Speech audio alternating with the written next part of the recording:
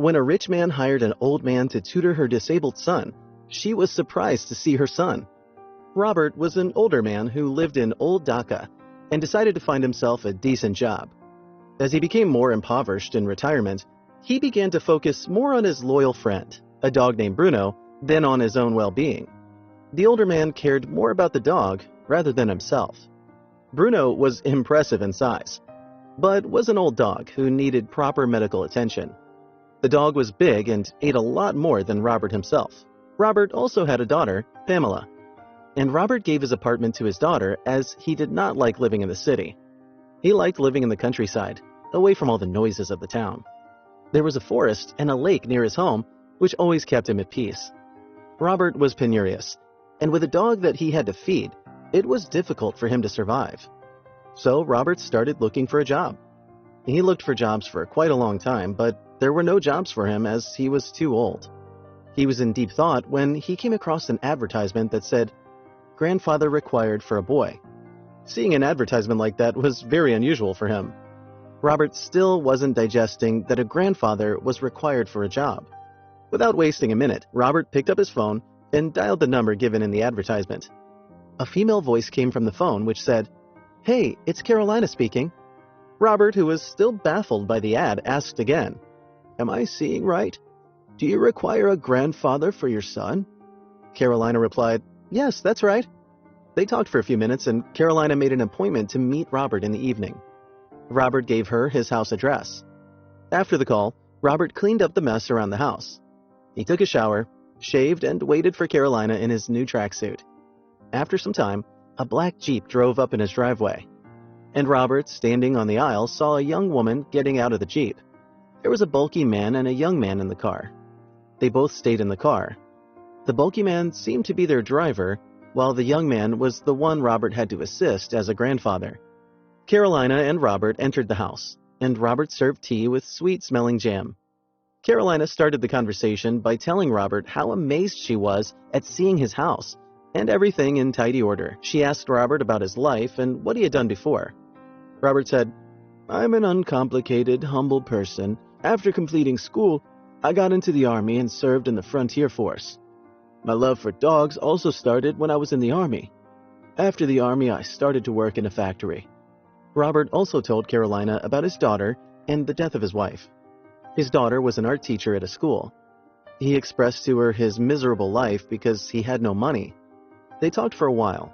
After some time, Robert asked her out of curiosity why she needed a grandfather for her son, as she could easily afford nannies or teachers for him. Carolina disclosed that her son was a normal child but didn't have a father. She told him how his grandmother used to assist Carolina in taking care of the little boy. The boy was attached to his grandmother and both were inseparable. She further told Robert that when Alex graduated first grade, a tragic event turned his life upside down. The completely normal boy turned into a disabled boy. She explained how Alex lost his legs when he was with his grandmother. Her son Alex had to see his grandmother having a heart attack in front of him, which caused him severe shock and stress, which led to his legs to stop working. Now she's looking for a suitable grandfather for the child, and she believes a man with life experiences like Robert would be the right person for Alex. So she asked Robert if he could become Alex's grandfather. Robert, of course, agreed, and after all the conversation, they decided the time and the money Robert would get to become a grandfather. The next day, Robert was brought to a luxurious house.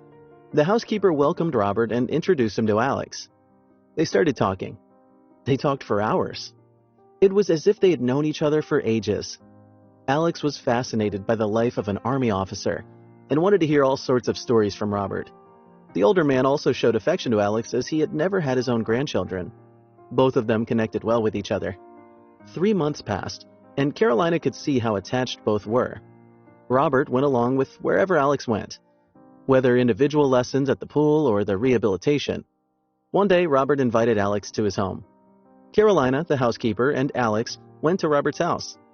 Tina started cleaning the older man's house, and Robert entertained Carolina and Alex with drinks. Tina was setting up the house, and everyone was enjoying themselves. That day, Robert showed Alex his dog. Bruno was an old dog, but he was amused playing with Alex. Both of them enjoyed the evening. Everything went off very well. Alex was so happy that he requested his mother to stay overnight at Robert's place. Tina also stayed there to help the old man with the household chores. The next day in the evening, Carolina took them back to the house. Alex was really happy spending the weekend with Robert. Both of them were getting along and they liked each other too. Since then, Alex has spent most of the weekends with Robert at his home. Robert and Alex were so perfect that the two of them never argued with each other. Bruno, the old dog, was also their source of happiness. Days passed and everything was going perfectly. Alex was also much happier than before. One evening at the weekend, Robert became ill. The older man asked Alex to feed Bruno. Meanwhile, he would take medicine. Robert said, "My blood pressure must be high. I'll go take my medicine and you play with Bruno." Alex fed Bruno and played with him for a few hours. After 2 or 3 hours, Alex went to Robert's room and screamed because he thought the older man had died. Alex saw the older man with one arm hanging down to the floor, and the way Robert was sleeping also seemed like something bad had happened. Seeing this from the wheelchair, Alex screamed, "Grandpa Robert, don't die!" Alex wasn't able to walk before that, but seeing Robert like this gave him the energy. He jumped like crazy from his wheelchair and took a few steps towards the sofa where his grandfather Robert was lying. The thumping sound of his jump was so loud that his grandfather opened his eyes. Robert wasn't dead. He went into a deep sleep because of the medicine he had taken earlier. Seeing Alex out of his wheelchair scared Robert. But all things turned around when Alex told him that he had walked from his wheelchair to the sofa. Robert helped him to get up, and then he took a few more steps. Alex walked after so long that a few steps made him tired. Carolina came to pick up Alex from Robert's house on Sunday evening. She opened the gate herself and was shocked to see the wheelchair empty. She rushed to the backyard, and seeing her kid walking made her cry. Alex, assisted by his grandfather and Bruno by their side, was carefully walking on the lawn.